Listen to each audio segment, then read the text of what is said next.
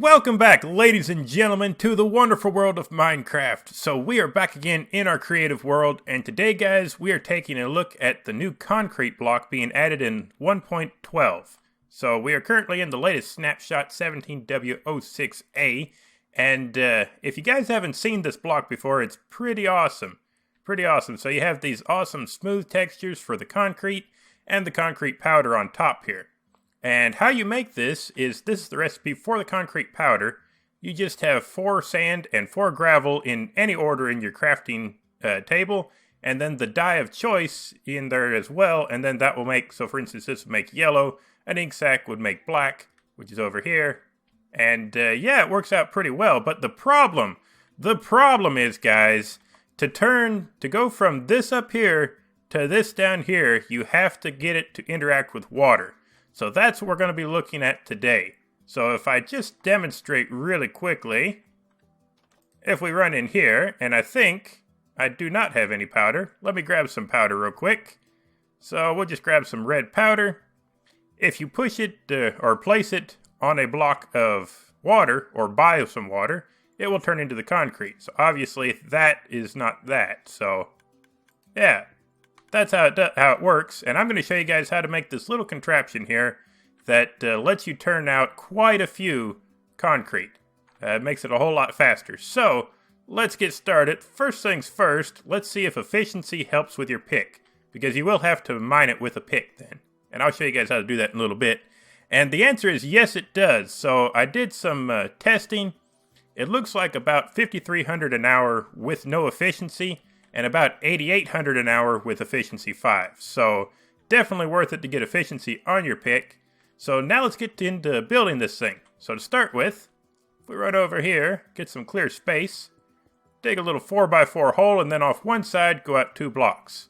Now these are all the materials that you will need, of course, except for this. And I got rid of the other thing I need, 1 obsidian. Okay, so you will need about a stack of blocks of your choice, whatever you want to use, and 2 chests, 4 hoppers, 5 redstone, an observer block, a dispenser, a pressure plate, doesn't matter if it's stone or not, but just a pressure plate, obsidian, 1 piece of obsidian, and a button, which is kind of optional, but it is handy. So then you're going to place your double chest in like that. That's where your 2 chests come in. Get rid of those. 4 hoppers, all facing into each other, or into the chest, I guess, eventually. And then you're just going to ring this with blocks, except for this block right here. I don't know how to explain that. This is where you're going to be standing. You're going to be standing beside the chest, so then the block to your left in the back. Leave that one open. So we're going to put these in and fill this too tall, just like so. You can put a block on top of there, and there we go. So we actually don't need these, but that's fine.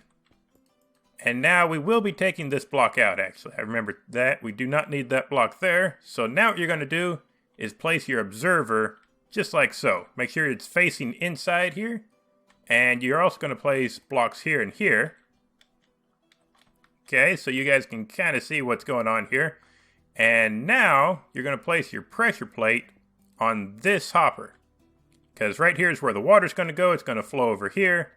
And that is one more thing that I forgot to mention. You will need a bucket of water. So, if we place a bucket of water in there, it's basically complete at this point, guys. So, what you need to do is place a block here, and you do have a need block here. I keep forgetting about the block there. I don't know what. So, anyways, your redstone dust here, and then place a few more blocks on top. Okay, so now you've got your roof on there, and leave this block out so your redstone will go up. And you place 3 redstone on top, 1 there, 1 there. And if you remember, this is where the observer block is looking into, or is pulsing into, I guess. So then on this block right here, the one at the end of your redstone line, that's where you're going to place your dispenser. Place your dispenser like that, and one other thing that's kind of optional but really handy is to put a door on this thing. Just so that nothing can get in there and attack you while you're working away. And then that's basically complete, guys. The one other thing that you can do is you can place a block right here. Basically what happens, guys, is every now and again, then while you're working or using this thing, then one of the blocks of concrete will fly back and land in your inventory. If that's no big deal, then just leave it like it is, but if you want all the blocks to go into the chest, just place a block right there, and then you're good to go. One more thing, this block right here at the very back, you're going to want to change that out for your obsidian block.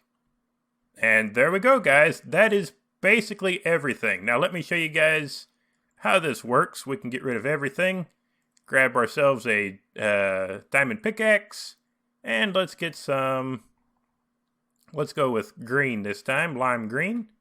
Okay, so what you do is you place, oh, I forgot the button.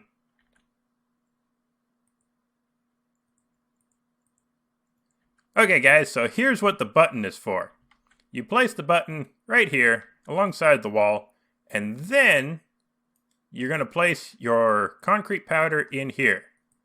Now ideally you would have some kind of a hopper feeding into here, maybe have a large amount of storage, or you know, whatever, scale it to whatever your needs are. And also the same thing with the chest, you could have a lot larger storage area for that. But you're going to stand back here. You can't stand all the way back here in creative mode. You're going to want to go a little bit farther forward.